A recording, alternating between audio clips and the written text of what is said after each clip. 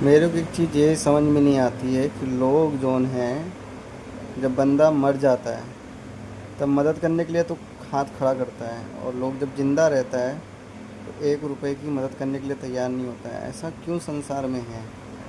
और जीवन में माँ बाप बेटा भाई बहन सब एक होते हैं, ठीक है।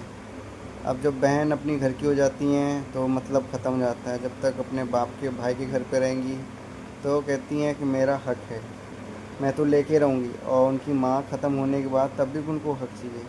और ज़िम्मेदारी या एक रोटी उनको बना के देनी है माँ को, या दूर हैं या देखने जाना है तो उनके पास टाइम नहीं है, क्योंकि उनके बच्चों की पढ़ाई है लिखाई है, उनका हस्बैंड ड्यूटी जाता है। जब वो मम्मी नहीं रहीं तो सारा चीज़ चाहिए, हिस्सा भी चाहिए उनकी प्रॉपर्टी में, सब चीज़ चाहिए। ऐसा क्यों है भाई?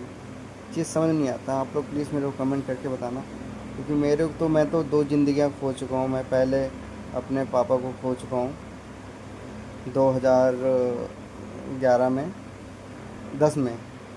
मैं बहुत छोटा था उस समय, 9 साल का था शायद, 9-10 साल का था। फिर उसके बाद अभी अपनी मम्मी को खोया हूँ, 20-25 दिन हो रहे हैं अभी। तो मेरे घर में कोई वैल्यू नहीं है, सिर्फ मैं कमा के सबको बारे में सोचूं, और मैं कहीं अपने भाई बहनों से किसी 1 रुपए की मदद मांग लूँ तो किसी के पास नहीं है।